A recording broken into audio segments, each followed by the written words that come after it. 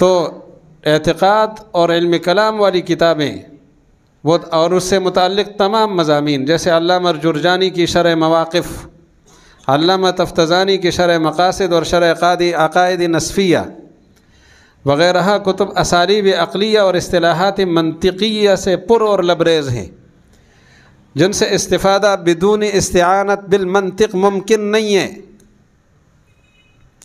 اور ان کتابوں تک رسائی ہم ضروری سمجھتے ہیں کہ اس زمانے کے مولوی صاحب کو، طالب علم کو کس باطل فرقے کا سامنا تھا، معتزلہ نے کس طرح حملہ کیا، جہمیہ نے کون سے حملے کیے، کرامیہ نے کون سے حملے کیے، اور انہوں نے کس طرح سامنا کیا اور ان کے نظریات کو توڑا۔ اصول فقہ سے متعلق تصانیف کی بنیاد بھی اسباب عقلیہ، قواعد منطقیہ، خاص طور پر امام غزالی، امام رازی اور بیضاوی، اور بیضاوی وہ بزرگ ہیں جس کی تعریفات زیادہ جامع ہوتی ہیں، تو اس کے مختلف دیوانوں پر ہے۔ علم منطق اور اس کے قواعد میں مہارت کے بغیر جن دیوانوں اور کتابوں کا مطالعہ اور ان دیوانوں کا اور کتابوں کا مطالعہ اور ان سے استفادہ ناممکن ہے۔ ان کتابوں تک رسائی، ان کے اندر سے مواد حاصل کرنا منطق کے بغیر ممکن نہیں ہے۔ علم العقائد اور اصول فقہ کی کتابوں کا پڑھنا اور ان سے استفادہ کرنا منطق کی اصطلاحات سے استعانت اور منطقی قواعد کے رعایت کے بغیر ممکن نہیں ہے۔ چنانچہ علامہ تفتزانی نے خود فرمایا کہ علم الکلام اور اصول فقہ سے پہلے، جس کا مطلب اور لب لباب یہ ہے کہ علوم شرعیہ کی بنیاد علم کلام، بس ان کی بات کا حاصل یہ ہے کہ یہ علوم ضروری ہے۔ آگے کہتے ہیں جی منطق دشوار ہے۔ کیا منطق دشوار ہونے کی وجہ سے اس سے عداوت کی جائے؟ کیا بھئی مشکل کا سامنا کیا جاتا ہے، مشکل سے بھاگا جاتا ہے؟ مشکل کا سامنا کرنے والے مقام مقصود محمود تک پہنچتے ہیں، مشکل سے ڈرنے والے تو گم ہو جاتے ہیں، مشکل پر عبور حاصل کرنے والے، گرفت حاصل کرنے والے وہ منزل تک پہنچتے ہیں۔ کیا ہر چیز میں سہولت اور یسر اور عیش و آرام کا طالب بن کر ان اعلیٰ علمی ذرائع کو پس پشت ڈال دیا جائے؟ اس آگے بر صغیر اور علم منطق، ہندوستان کی علمی دنیا پر ایسا زمانہ گزرا ہے جب معقولات کو تمام فنون پر بالادستی حاصل تھی۔ ایک شخص اپنی پوری زندگی ان کی تحصیل اور ان کی حذاقت اور مہارت پیدا کرنے میں گزار دیتا تھا۔ کسی عالم کو اس وقت تک سند قبول حاصل نہیں ہوتی تھی جب تک کہ وہ معقولات کے اندر اپنا امتیاز قائم نہ کرے۔ اگر کسی نے حدیث، تفسیر، فقہ اور اس سے متعلق تمام فنون پڑھ ڈالے، لیکن منطق اور فلسفہ کی کتابوں میں سے جن کی تعداد 40-50 سے زیادہ ہوتی تھی، ایک کتاب بھی اگر اس نے نہیں پڑھی تو مولوی کہلانے کا حقدار نہیں ہوتا تھا۔ کہتے تھے فلا ثقۃ له فی العلوم اصلا، من لم یعرف المنطق فلا ثقۃ له فی العلوم اصلا۔ پتہ نہیں وہ بات سمجھا بھی ہے کہ نہیں؟ مطلب اس نے سارے علوم پڑھے لیکن صحیح دانست اس کے پاس ہے یا نہیں ہے، استفادہ اس نے کیا یا نہیں کیا۔ بہرحال اہمیت اس کی ہے، انشاءاللہ آپ سمجھ گئے ہوں گے۔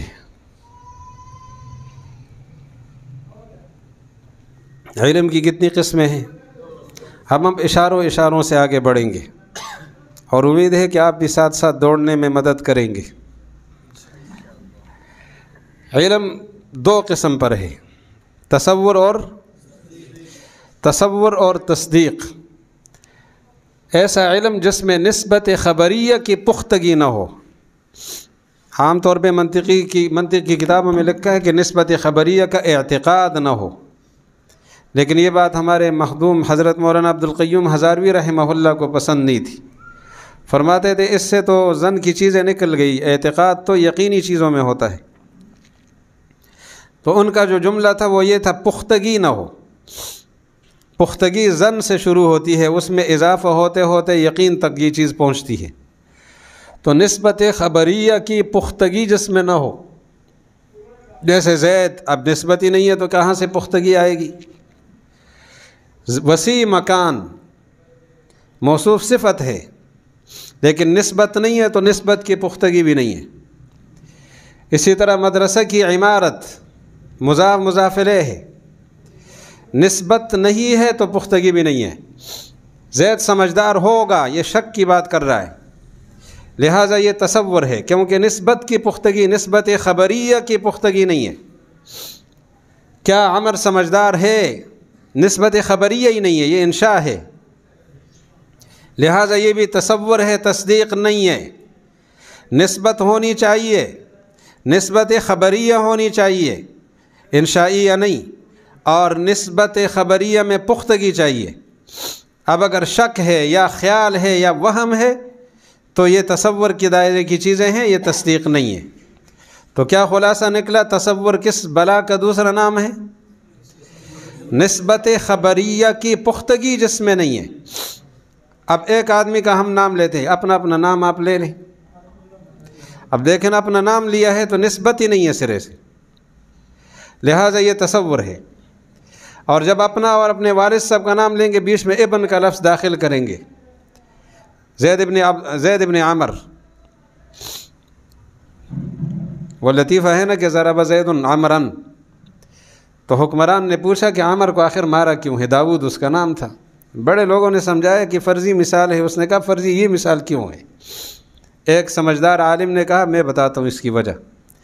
اس نے کہا حضرت اس عمر کو مارنا چاہیے، آپ کا اسم گرامی؟ اس نے کہا داؤد، کتنے واو ہیں؟ پڑھنے میں 2 آتے ہیں، لکھنے میں 1۔ کہتے ہیں اس عمر میں لکھنے میں واو آتا ہی نہیں ہے، اور لکھنے میں آتا ہے اور پڑھنے میں 1 بھی نہیں آتا۔ وہ جو آپ کے لکھنے میں 2 واو تھے، 1 کس نے لیا ہے؟ اس نے کہا بالکل مار اس کو مارنا چاہیے۔ تو بہرحال نسبت خبریہ کی پختگی نہ ہو تو یہ کیا ہے؟ اس میں انشاء کی ساری قسمیں آ گئی، شک کی صورتیں آ گئیں، اور مرکب ناقص کی ساری صورتیں آ گئیں، اور جو معدود چیزیں ہیں ایک ایک کو ہم گنتے ہیں، یہ ساری چیزیں آ گئیں۔ تصدیق ایسا علم ہے جس میں نسبت خبریہ کی پختگی ہو، نسبت ایجابی ہو یا سلبی ہو۔ جیسے زید عالم ہے، زید عالم دین تنگ نظر نہیں ہوتا، عالم دین تنگ نظر نہیں ہوتا، خبر ہے اس کے اندر۔ اور نسبت کون سی؟ نسبت کی پختگی ہے اور سلبی نسبت ہے۔ تصور اور تصدیق، تصدیق گویا نسبت خبریہ، یعنی جملہ خبریہ جس میں پختگی ہو، جملہ خبریہ جس میں پختگی ہو وہ تصدیق ہے، جملہ انشائی یا تصدیق نہیں ہے۔ مرکب اضافی توصیفی منع صرف جن کو ناقص کہتے ہیں وہ تصدیق نہیں ہے، تصور ہے۔ انشاء تصور ہے، تصدیق نہیں ہے۔ شک کی باتیں تصور ہے، تصدیق نہیں ہے۔ جملہ خبریہ جس میں پختگی ہو، خواہ اس بات کے دائرے کی پختگی ہو یا نفی کے دائرے کی پختگی، ایجابی پختگی ہو یا سلبی پختگی۔ جیسے گمان کے درجے میں کہتا ہے کہ میرا گمان یہ ہے کہ آج تاریخ 25 ہے، اب غلط بھی ہو سکتا ہے لیکن اس کا گمان یہی ہے، تو یہ تصدیق ہے کیونکہ پختگی حاصل ہے۔ ظن پھر اس کے بعد آگے درجات ہے یقین تک۔ پھر اس کی 2 صورتیں ہوتی ہیں، تصور ہو یا تصدیق۔ تصور بدیہی اور نظری، جہاں تصور میں تعریف کی ضرورت ہوتی ہے، یعنی ہم عجیب لوگ ہیں، دنیا کی بہت ساری چیزیں ہمیں معلوم ہیں اور بہت زیادہ معلوم نہیں ہے۔ ہم جب پیدا ہوئے تھے 2 چیزیں ساتھ لے کر آئے تھے، لا تعلمون شیئا، کچھ نہیں جانتے تھے، جہالت پوری طرح لے کر آئے تھے، اور غربت بھی لے کر آئے تھے، اتنے غریب تھے کہ لا یملکون شیئا، جہالت اور غربت فراوانی کے ساتھ لے کر آئے تھے۔ اب رفتہ رفتہ کچھ چیزیں بدیہی ہوتی گئی، ہمارے مشاہدے میں آتی گئی۔ اب کچھ چیزیں ہم جانتے ہیں اور بہت ساری چیزیں نہیں جانتے۔ جن کو ہم جانتے ہیں ان کو بدیہی کہا جاتا ہے، اور جن کو نہیں جانتے وہ نظری ہے۔ اب جن کو نہیں جانتے ان کو جاننے کے لیے ہمیں محنت کرنی ہوتی ہے، تو یہ جو جن کو جانتے ہیں ان کو آپس میں جوڑیں گے، نہ جانی ہوئی چیزیں حاصل کریں گے۔ اسی طرح کچھ چیزیں ایسی ہیں جن کو ہم نہیں مانتے،